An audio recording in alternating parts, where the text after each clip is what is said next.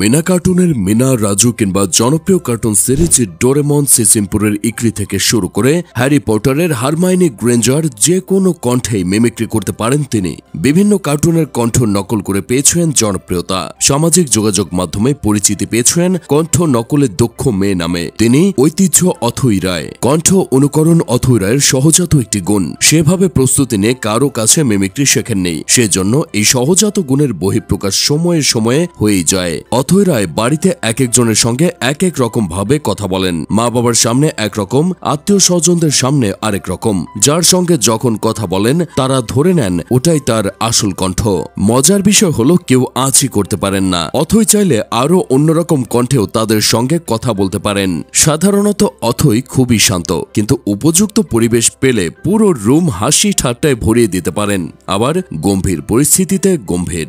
অথৈ রায়ের জন্ম মাদারীপুর সদরে হলেও শৈশব কেটেছে বরিশালের শান্ত পরিবেশে। তার বাবা ডাক্তার তরুণ কুমার রায়, মা ঝর্ণা মজুমদার পেশায় একজন শিক্ষিকা। মাদারীপুরের ডনোভান বালিকা উচ্চ বিদ্যালয় থেকে এসএসসি এবং মাদারীপুর সরকারি কলেজ থেকে এইচএসসি পাশ করেন অথৈ। পড়ালেখার পাশাপাশি তিনি বহু গুণে গুণান্বিত, জড়িত রয়েছেন বিভিন্ন সাংস্কৃতিক কর্মকাণ্ডের সঙ্গেও।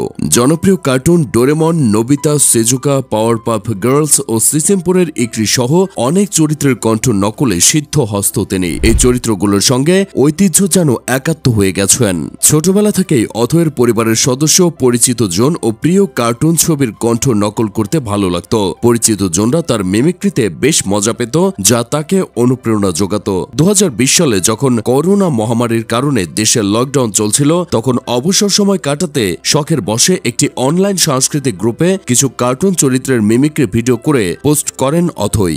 সেখানে তিনি অনেক সাড়া পান। পরে একটি সাংস্কৃতিক পেজ থেকে ভিডিওটি পোস্ট করা হলে সেটি লাখ লাখ মানুষ দেখে এবং এক পর্যায়ে ভাইরাল হয়ে যায়। এরপর বেশ কয়েকটি চ্যানেল তাকে নিয়ে রিপোর্ট করলে মানুষ তাকে চিনতে শুরু করে। ধীরে ধীরে মানুষ তার ভয়েস আর্টটাকেও পছন্দ করতে শুরু করে। মিমিক্রির পাশাপাশি ভয়েস আর্টিস্ট হিসেবেও কাজ করেন অথৈ। কথা সাহিত্যিক আবু ইসহাক রচিত ময়না কেন কথা কয় না অবলম্বনে পরিচালক উজ্জ্বল কুমারের নির্মিত মুক্তিযুদ্ধ ভিত্তিক স্বল্প দৈর্ঘ্য চলচ্চিত্র ময়নায় নাম ভূমিকায় কণ্ঠ দিয়েছেন তিনি, যা 2021 সালের 24 আগস্ট মুক্তি পায়। শুধু মিমিক্রি নয়, বহু প্রতিভার অধিকারী অথৈ খুব সুন্দর গানও করতে পারেন। আবৃত্তি, চিত্রাঙ্কনেও সমান আগ্রহ রয়েছে তার। মাত্র 8 বছর বয়সে ক্লাসিক্যালি সঙ্গীত শিক্ষা রপ্ত করেছেন অথৈ। শিল্পকলা একাডেমি থেকে চিত্রশিল্পী ও সঙ্গীত শিক্ষা কোর্স সম্পন্ন করেছেন।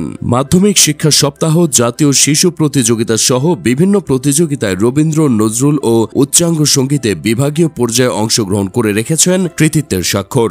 এছাড়াও 2019 সালে সৃজনশীল মেধা অন্বেষণ প্রতিযোগিতায় জেলা পর্যায়ে শ্রেষ্ঠ প্রতিযোগী হওয়ার গৌরব অর্জন করেন তিনি। ছবি আঁকা, কণ্ঠাভিনয়, গান তৈরি, ভিডিওগ্রাফি এবং এডিটিং এর মতো সৃজনশীল সৃষ্টিশীল কাজ করতে তার ভালো লাগে। অথৈ খেলাধুলাতেও সমানভাবে পারদর্শী। তার প্রিয় খেলা দাবা। তিনি বিভিন্ন প্রতিযোগিতায় দাবা খেলায় অংশ নিয়ে একাধিকবার বিজয়ী হয়েছেন।